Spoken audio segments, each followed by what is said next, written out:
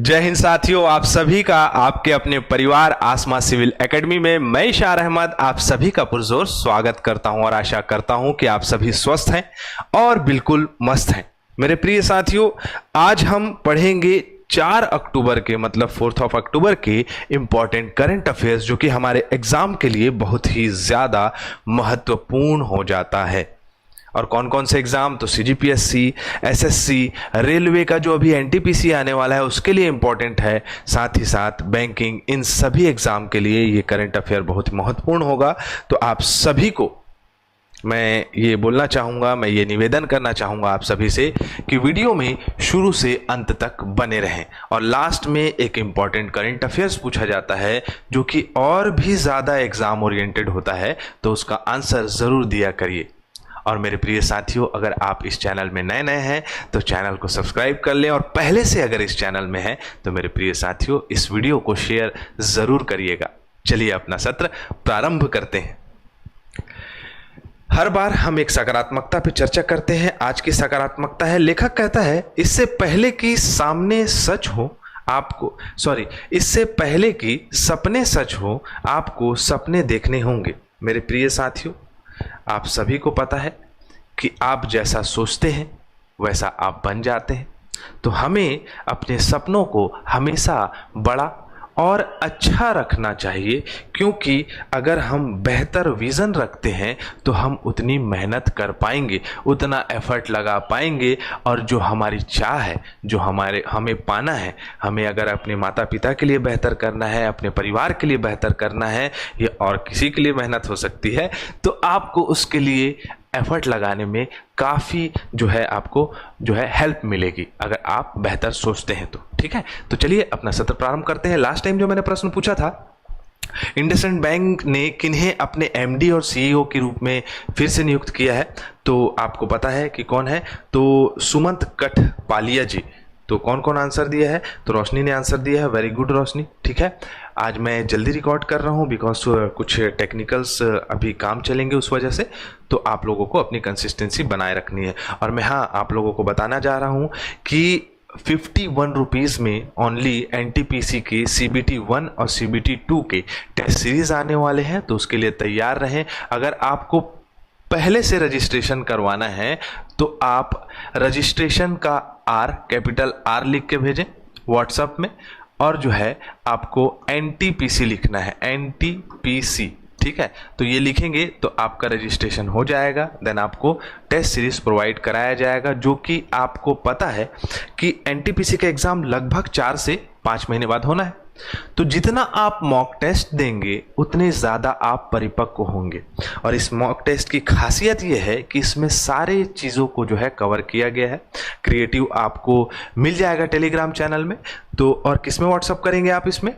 तो 9752189752 में, इस नंबर पे आप व्हाट्सअप करें और अपना रजिस्ट्रेशन करा लें। ठीक है, चलिए हम आगे बढ़ते हैं। 4 अक्टूबर को कौन सा दिवस मनाया जाता है? तो कौन सा दिवस मनाया जाता है? तो वर्ल्ड एनिमल डे मनाया जाता है हर साल 4 अक्टूबर को। विश्व पशु दिवस के रूप में हर साल मनाया जाता है 4 अक्टूबर को। और पशुओं को, जो हमारे इर्द गिर्द आसपास, चाहे वो जंगली जीव हो, चाहे वो हमारे पालतू जितने भी पशु हों, उनका संरक्षण एवं संवर्धन बहुत ही ज़्यादा ज़रूरी है, क्योंकि विश्व, या कहा जा सकता है सृष्टि का निर्माण हमारे लिए भी हुआ है और उनके लिए भी हुआ है, और हमारे इकोसिस्टम को कंट्रोल करने में वो काफ़ी मदद करते हैं। तो हमें सारे पशुओं का ख्याल रखना चाहिए। ठीक है, आप सभी भी पेट पाले होंगे घर में। ठीक है, तो 4 अक्टूबर को विश्व पशु दिवस मनाया जाता है। इस दिन को मनाने का मकसद दुनिया भर में जानवरों के कल्याण और उनके अधिकारों के लिए जागरूकता को बढ़ाना है। तो हमें किसी भी जानवर को पत्थर से नहीं मारना चाहिए, जैसे कि बचपन में होता है, बचपन में पत्थर से मारा जाता है। तो ये सब चीज़ों को रोको, क्योंकि सृष्टि मेरे प्रिय साथियों, ईश्वर ने सभी के लिए बनाया है, सबका एक अधिकार है। सभी इसको इसका भोग करने के लिए, या कहा जा सकता है इसका उपयोग करने के लिए, और सारे इन्वायरमेंट को यूज़ करने होने के लिए जो है सभी के लिए सृष्टि बनाई गई है। तो पशु भी उतना ही हक रखते हैं जितना हम इंसान रखते हैं। ठीक है, तो थीम है क्या, तो विश्व उनका भी घर है। इस बार का जो 2024 का थीम है क्या है, विश्व उनका भी घर है। लेकिन आपको एक और बात बतानी है कि इस दिन मतलब 4 अक्टूबर को और एक दिवस मनाया जाता है, 4 अक्टूबर से 10 अक्टूबर तक के मनाया जाता है विश्व अंतरिक्ष सप्ताह। 1999 में संयुक्त राष्ट्र महासभा ने इसकी घोषणा की थी कि 4 अक्टूबर को जो है पहला मानव निर्मित, 4 अक्टूबर 1957 मतलब 4 अक्टूबर 1957 को मानव निर्मित पृथ्वी उपग्रह स्पुतनिक 1 को लॉन्च किया गया था। इसलिए 4 to 10 अक्टूबर को क्या मनाया जाएगा, तो विश्व अंतरिक्ष दिवस के रूप में या विश्व अंतरिक्ष सप्ताह के रूप में भी सेलिब्रेट किया जाएगा। तो ये भी पता होना चाहिए। ठीक है, चलो, सशस्त्र बल चिकित्सा सेवा की पहली महिला महानिदेशक के रूप में किसे नियुक्त किया गया है, तो किसे नियुक्त किया गया है, तो admiral surgeon vice admiral doctor हैं, ये सर्जन है, आरती सरीन जी को नियुक्त किया गया है। ठीक है, तो ये आपको पता होना चाहिए। नियुक्ति से संबंधित प्रश्न आज काफी है।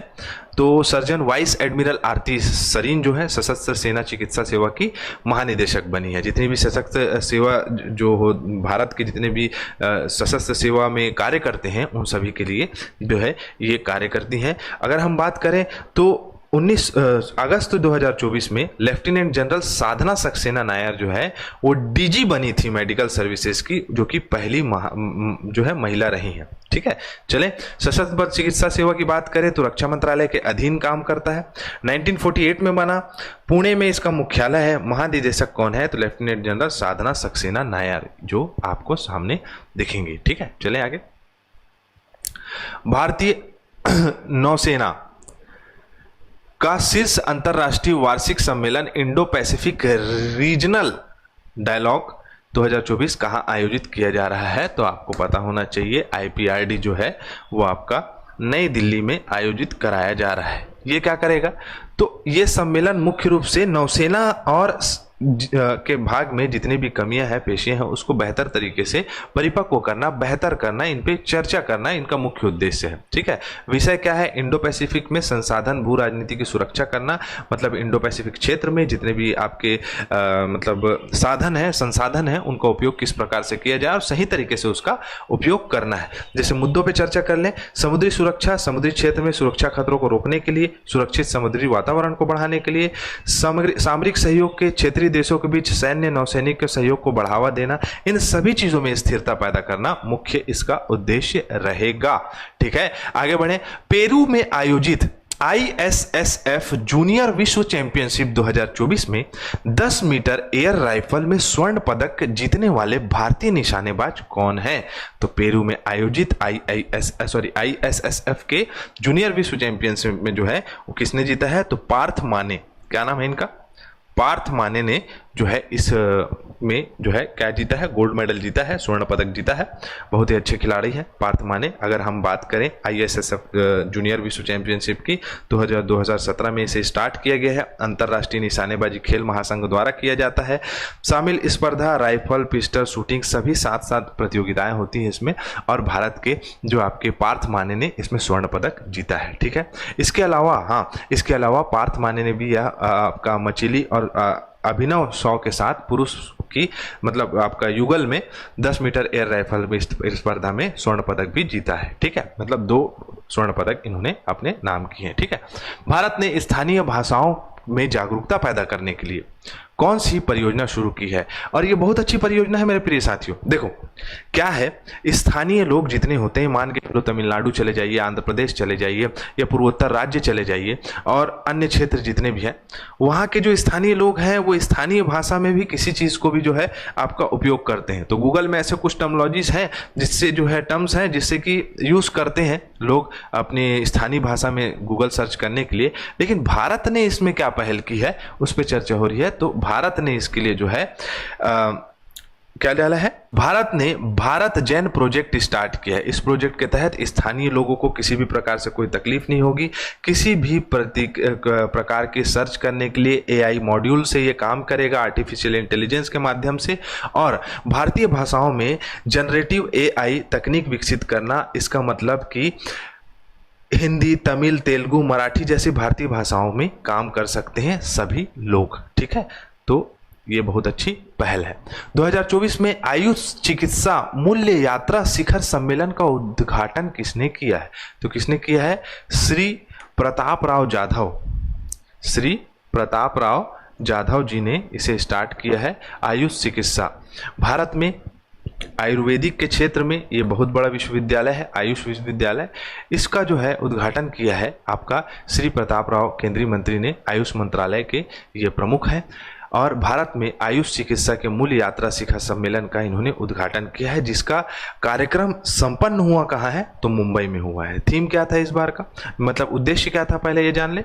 आयुर्वेद, योग, यूनानी, सिद्ध, होम्योपैथिक जैसे सभी जितने भी आधुनिक स्वास्थ्य देखभाल है उसका उपयोग करना किस प्रकार से व्यक्ति कर सकता है, किस प्रकार से लोगों को शिक्षित किया जा सकता है, किस प्रकार से लोगों को जागरूक किया जा सकता है, उस पर बल देना। थीम है आयुष में वैश्विक तालमेल बनाना। जैसे कि आपको पता है कि आयुष मंत्रालय वैश्विक स्तर पर बहुत सारे देशों के साथ, जैसे अमेरिका हो गया और अन्य जितने भी देश हैं, उनके बीच में तालमेल स्थापित करके और MOU साइन करके जो है भारत में जो आयुर्वेद का उपयोग किया जाता है उसको बढ़ावा दे रहा है। और बहुत ही अच्छी चीज़ है, आयुर्वेद का ही उपयोग करना चाहिए मेरे प्रिय साथियों। बहुत सारी ऐसी हमारी जड़ी बूटियां हैं जिससे कि जैसे कि आपका गिलोय है, गिलोय खाने से कहा जाता है, जैसे मैं कभी कभी उपयोग करता हूं, तो उससे फीवर नहीं आता और रोग प्रतिरोधक क्षमता बढ़ती है।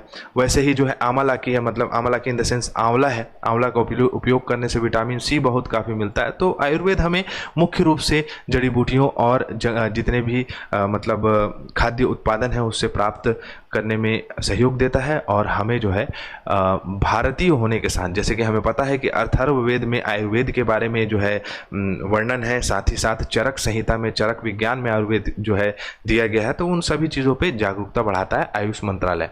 केंद्र सरकार ने किसे RINL के CMD का अतिरिक्त प्रभार दिया है? ठीक है, तो कौन है ये? तो इनका नाम है अजीत कुमार सक्सेना। मेरे प्रिय साथियों, इस पर चर्चा करते हैं। पहले ये जान लें कि RINL के जो अतिरिक्त प्रभार सौंपा गया है, डी ऑप्शन होगा, CMD के रूप में किसे नियुक्त किया गया है? तो आपका अजीत कुमार सक्सेना जी को। अब ये क्या है? तो राष्ट्रीय इस्पात निगम लिमिटेड, ये RINL का फुल फॉर्म है, विशाखापट्टनम में मुख्यालय है। 18 फरवरी 1982 में इसकी स्थापना हुई है और स्वामी इस्पात मंत्रालय भारत सरकार जो है इसका है। सहायक कंपनियां ईस्ट इन्वेस्टमेंट लिमिटेड इसका जो है कार्य करती है। तो हमें ये पता होना चाहिए। ठीक है, तो आगे बढ़ते हैं, चलें आगे। चलो अब रिवीजन कर लेते हैं। लास्ट टाइम का विश्व प्रकृति दिवस कब मनाया जाता है? तो 3 अक्टूबर को मनाया जाता है, नेचर्स डे। भारत की एथलीट गुलवीर सिंह ने जापान में विश्व एथलेटिक्स कॉन्टिनेंटल टूर में पुरुषों की 5000 मीटर दौड़ में कौन सा पदक जीता है? तो स्वर्ण पदक जीता है। सी आंसर होगा, आंसर नहीं लगा इसमें। ठीक है, सितंबर 2024 में भारत के किस शहर में BCCI सेंटर ऑफ एक्सीलेंस खोला गया है? तो बेंगलोर में खोला गया है। ठीक है, अंतर्राष्ट्रीय अंतरिक्ष स्टेशन पर फंसे अंतरिक्ष यात्रियों को, सुनीता विलियम्स को और बूच विलमोर को वापस लाने के लिए कौन सा मिशन चालू किया गया है? तो क्रू 9 मिशन स्टार्ट किया गया है। ठीक है, फंस गए 5 महीने से वो लोग। तेलंगाना सरकार द्वारा शुरू की गई तेलंगाना दर्शनी कार्यक्रम का उद्देश्य क्या है? छात्रों के लिए ऐतिहासिक महलों का दौरा करना। ठीक है, उसके बाद है सितंबर 2024 में किस राज्य ने देशी गाय के लिए राजमाता और गौमाता का दर्जा दिया है? तो महाराष्ट्र राज्य ने यह दर्जा दिया है। भारतीय लड़कों ने फुटबॉल टीम ने जो है कंसिस्टेंट जीता है। अभी जो आपका कहा जा सकता है सेफ अंडर 17 प्रतियोगिता में, तो इनको क्या उपाधि दी जाती थी या इनको किस नाम से संबोधित किया जाता था? तो ब्लू क्लॉट्स के नाम से जाना जाता था। निम्न में से मुंबई महाराष्ट्र में क्रूज भारत मिशन का शुभारंभ हुआ है, ये किसके द्वारा स्टार्ट किया गया है आपको बताना है। ठीक है, तो यहाँ हमारा सत्र कंप्लीट होता है। इसी के साथ मैं इजाजत चाहूंगा। जय हिंद, जय भारत।